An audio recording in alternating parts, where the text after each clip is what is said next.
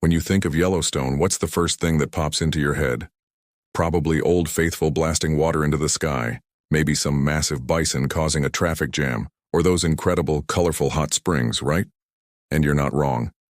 But what if I told you that the Yellowstone you see today is just the surface layer of a much deeper, more complex, and honestly, a much wilder history? Today, we're going beyond the familiar slopes and geyser basins to uncover the hidden stories of Yellowstone. We're talking about a history that stretches back thousands of years, long before it became America's first national park. So, let's rewind the clock. Way back. We're talking over 11,000 years ago. After the last ice age, the first people began to explore this dramatic landscape. These weren't just casual visitors. They were pioneers, hunter-gatherers who adapted to a land that was still being shaped by volcanic forces. Imagine trying to live in a place where the ground literally steams and boils beneath your feet. These early inhabitants, the ancestors of numerous Native American tribes, didn't just survive here. They thrived. For tribes like the Crow, Blackfeet, Shoshone, and Bannock, this land wasn't a wilderness to be conquered. It was a sacred home, a pantry, and a pharmacy. They called the Yellowstone River Elk River for the vast herds that roamed its banks. They had names for the geysers and hot springs, weaving them into their creation stories and spiritual beliefs. They weren't just passing through. Archaeologists have found thousands of sites scattered across the park. We're talking about everything from simple campsites and stone tools to hunting blinds and quarries where they mined obsidian. Obsidian, that black volcanic glass, was like the steel of its time. It's incredibly sharp. In fact, Yellowstone's obsidian cliff was a major source of this valuable material. Tools made from this specific obsidian have been found hundreds, even thousands of miles away, showing just how extensive these ancient trade networks were. It was a bustling hub of activity, a crossroads of cultures. So, for millennia, Yellowstone was a lived-in, deeply understood landscape. It was a place of power, sustenance, and spirituality. But then, a new group of people started to arrive, and their perspective on this land was very, very different. In the early 1800s, the first European-American explorers started trickling in. The first famous one was John Colter, who was part of the Lewis and Clark expedition. After the expedition, he went off on his own and wandered into the Yellowstone region in 1807. When he returned to civilization and described a land of fire and brimstone, with bubbling mud and spouting water, people didn't believe him. They laughed him off and called the place Colter's Hell. It sounded too fantastical to be real. But the stories kept coming. Mountain men and fur trappers. Tough guys like Jim Bridger also explored the area. They were there for the beaver pelts, but they couldn't ignore the bizarre landscape. Bridger was known for his tall tales, but his descriptions of petrified trees and a river that cooked fish as they swam were actually, well, based in reality.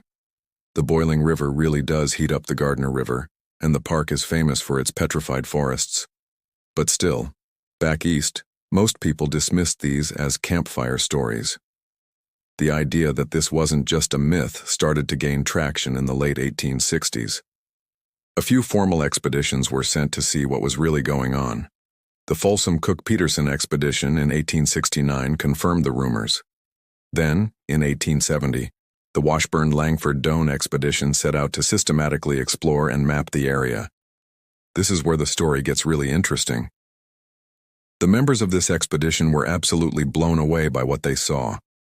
They spent a month documenting the geysers, the waterfalls, and the Grand Canyon of the Yellowstone.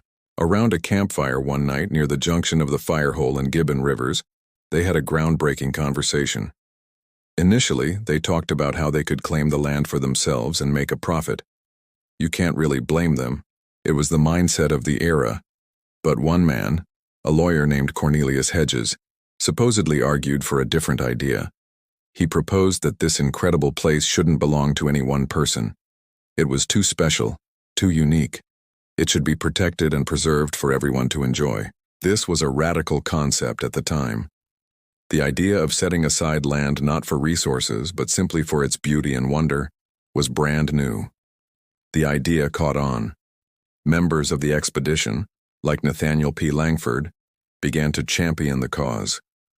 They wrote articles, gave lectures, and used stunning photographs from a later expedition by William Henry Jackson and paintings by Thomas Moran to convince the public and, more importantly, Congress.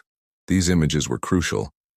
For the first time, people back east could see with their own eyes that Colter's hell was real, and it was breathtaking. And so on March 1, 1872, President Ulysses S. Grant signed the Yellowstone National Park Protection Act into law. It created the world's very first national park, a public park or pleasuring ground for the benefit and enjoyment of the people. This single act kicked off a worldwide conservation movement. It was a revolutionary idea that has been copied all over the globe. But this triumphant story has a darker side. The creation of the park was a victory for conservation, but it was a tragedy for the Native American tribes who had called this place home for thousands of years. The new law made no mention of them. The park's founders promoted an idea of Yellowstone as an untouched wilderness, a pristine nature that needed to be saved from human influence. In doing so, they erased thousands of years of indigenous history. In the years that followed, the U.S. government and park administrators actively pushed the tribes out. They were forbidden from hunting in the park, a practice that had sustained them for generations. This was part of a broader, brutal federal policy aimed at confining Native Americans to reservations. There were conflicts. The most famous is the flight of the Nez Perce tribe in 1877. Fleeing the U.S. Army, they passed through Yellowstone, leading to clashes with tourists and park personnel. It's a stark reminder that the pristine wilderness narrative was built on the forced removal of its original inhabitants. For a long time, this part of Yellowstone's history was ignored. The story told to visitors was all about brave explorers discovering an empty land. But that's changing. Today, the park is working to acknowledge and honor its deep indigenous heritage. They are collaborating with tribes, incorporating their stories into exhibits, and recognizing the enduring connection that these communities have to the land. So the next time you see a picture of Old Faithful, remember the full story. Remember the ancient hunters who quarried obsidian on the nearby cliffs. Remember the Shoshone who saw the geysers as the breath of powerful spirits. Remember John Colter, whose unbelievable tales were actually true. And remember the campfire conversation that sparked a global movement, but also cast a long shadow. Yellowstone isn't just a collection of natural wonders. It's a layered tapestry of human history, a place of sacred ceremony, conflict, discovery, and groundbreaking ideas.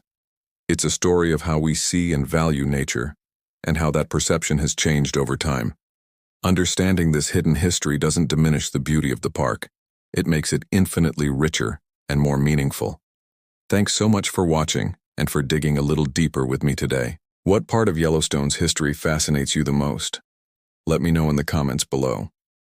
And if you enjoyed this journey beyond the familiar slopes, don't forget to hit that like button and subscribe for more hidden histories.